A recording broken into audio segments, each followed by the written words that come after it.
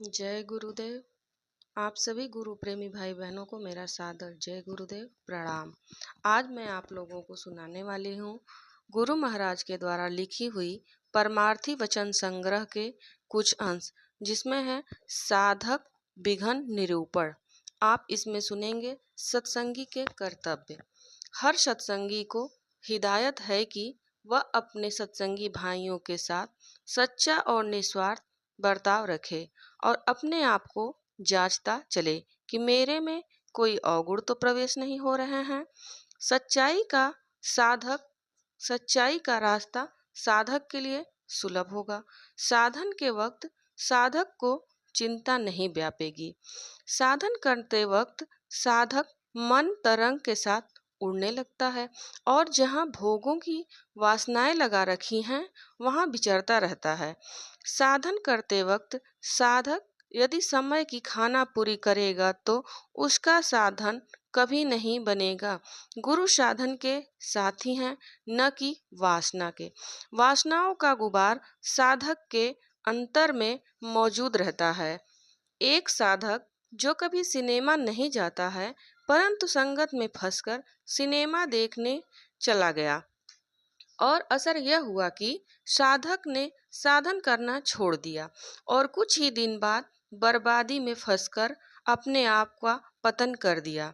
साधक को हमेशा बुरी संगत से दूर रहना अति आवश्यक है ताकि साधक के अंदर बुरी संगति का असर न हो।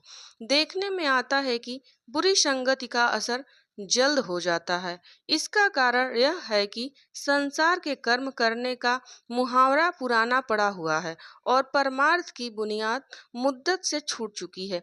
इसी कारण परमार्थ पर कदम नहीं होता है। यदि साधक वासना का त्याग नित्य साधना करे और गुरु कृपा से इन लोकों में महीना 2 महीना में जा सकता है। अब साधक सुन सुना कर सत्संग में पहुंचता है। यदि पूर्व की खोज साधक के अंदर परमार्थ की हो तो साधक गुरु के पास पहुंचकर अपना कुछ काम बना सकता है। आंखें बहुत खराब हैं, इनकी निगरानी बुद्धि कर सकती है। यदि बुद्धि मलिन है तो आंखें किसी सूरत में साधक काबू में नहीं ला सकता है।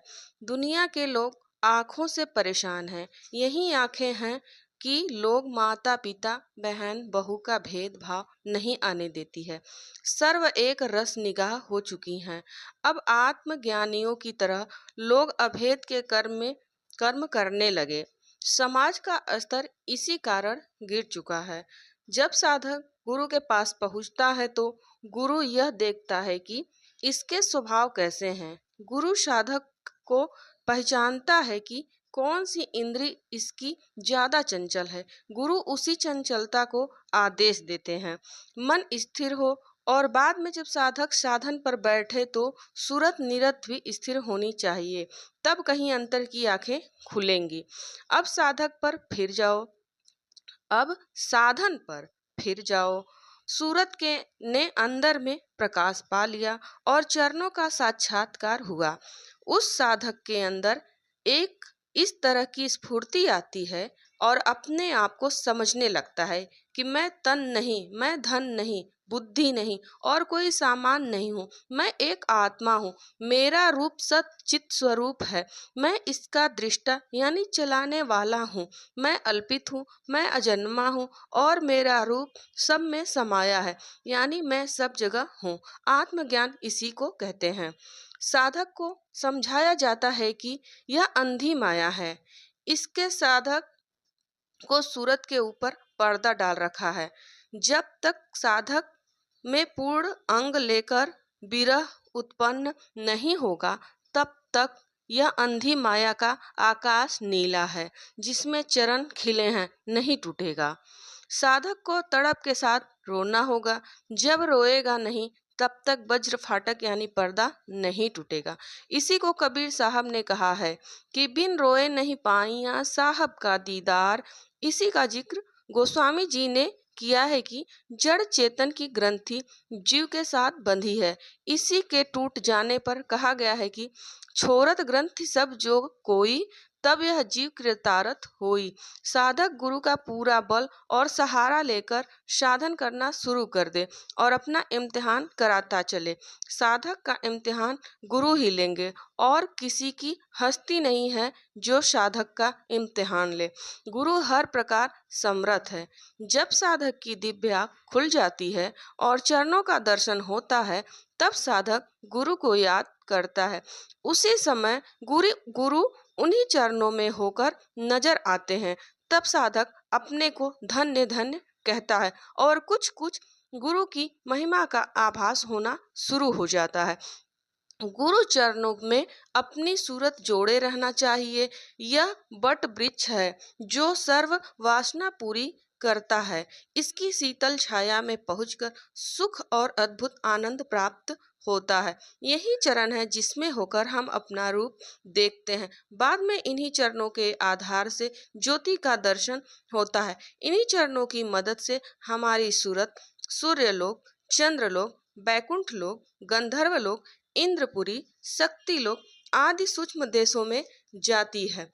सहारा तो साधक को गुरु का पूरा होगा। उसकी मदद बगैर साधक एक तिल भी आगे नहीं कर सकता है। साधकों को इस साधन में तनिक भी अभिमान नहीं करना चाहिए। यदि साधक साधन करते समय दूसरों की सेवा करता चले तो अति सुंदर होगा। दीनता का पथ साधक के लिए लाभकारी होगा।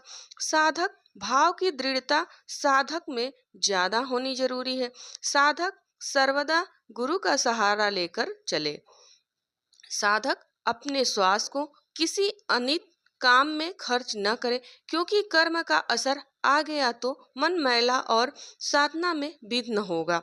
जो साधक बगैर गुरु के आत्म अनुभव करता चाहे तो वह कदापि नहीं होगा। यदि किसी साधक के बगैर गुरु के आत्म अनुभव किया हो, उसे सहारे सामने आओ, तब सही सत्य माना जा सकेगा, वरना तुम्हारा कहना गलत है। आत्म साक्षात्कार के लिए जिज्ञासु को अपना तन मन वचन बेचना होगा और इस धन मन को खरीदने वाला भी होना चाहिए। जब साधक को चरणों का साक्षात्कार होता है, उसी समय अंतर में ध्वनि सुनाई देने लगे और ध्वनि के अंदर से रस आने लगे। उस समय साधक को अधिकार है कि जिसको ज्यादा पसंद करे उसी में अपनी सूरत कर दे। साधक को चाहिए कि जिधर से ध्वनि आती हो उसी तरफ अपना तवज्जो ले चले और लगातार सुनने का मुहावरा डाले। जैसे जैसे ध्वनि आती जावे वैसे वैसे सूरत साफ होती जावेगी। सूरत को शब्द के नाम धुन के साथ जोड़ना और साथ साथ वासना की ओर से अपना मन हटाना होगा। जब साधक की वासनाएं जो संसारी हैं उसकी तरफ से कमी होगी, उसी कदर शब्द आहिस्ता आहिस्ता अपनी सूरत को ऊपर खींचेगा। शब्द चैतन्य है, सूरत को तौलता रहता है। जिस वक्त वह जिस दिन सूरत को अपने लायक कर देगा, उसी दिन तुरंत सूरत को खींचकर ऊपर के दिव्य लोक में पहुंचा देगा। आंखों के ऊपर दिव्य लोगों का रास्ता खुला होता है। ऊपर की ओर तुम अपनी आंखों को करो और संसार की ओर से अपना ध्यान हटाओ, तब तुम्हें शब्द सुनाई देगा। यह तो साधन तीसरे तिल पे पहुंचने का है, जो गुरु कृपा से ही प्राप्त होता है। जय गुरुदेव। अगर आप लोगों को अच्छा लगे तो लाइक करें, सब्सक्राइब करें, शेयर करें, ताकि आम जनमानस तक गुरु महाराज के वचन पहुँचे। अगले भाग में मैं आप लोगों को सुनाऊंगी गुरु की महिमा। जय गुरुदेव।